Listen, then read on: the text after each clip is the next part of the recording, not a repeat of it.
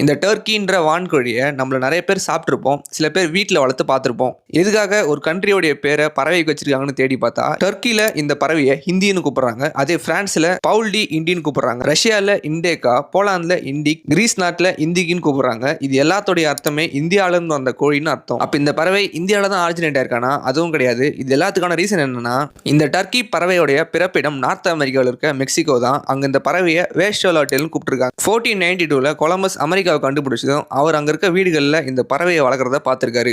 அவர் தான் அந்த பறவைகளை நார்த் அமெரிக்கால இருந்து யூரோப்புக்கு கொண்டு வந்தாரு. யூரோப்ல அந்த டைம்ல குனியா ஃபவுல்ன்ற ஒரு வகை பறவையை டர்க்கி நாட்டு வியாபாரிகள் வித்துட்டு இருந்தாங்க. அதனாலேயே அந்த பறவையை டர்க்கி ஃபவுல்னு கூப்பிட்டுருக்காங்க. இதுவும் பார்க்கறதுக்கு டர்க்கி பறவை மாதிரியே தான் இருக்கும். கொலம்பஸ் அந்த பறவை இங்க கொண்டு வந்ததும் பார்க்கறதுக்கு ஒரே மாதிரி இருக்குன்னு யூரோப்பியன் மக்கள் இது இந்தியன் டர்க்கி ஃபவுல்னு கூப்பிட்டுருக்காங்க. ஏன்னா கொலம்பஸ் இந்தியாவை தேடி தானே போனாரு. இந்தியாவில இருந்து வந்தது அந்த மக்கள் நினைச்சாங்க. பிரிட்டிஷோட பீரியட்ல தான் இந்த பறவைகள் இந்தியாவில் நிறைய வளர ஆரம்பிச்சது. அதனால தான் அவங்கள மாதிரி நாமளும் இதை டர்க்கின்னு கூப்பிட ஆரம்பிச்சிருக்கோம்.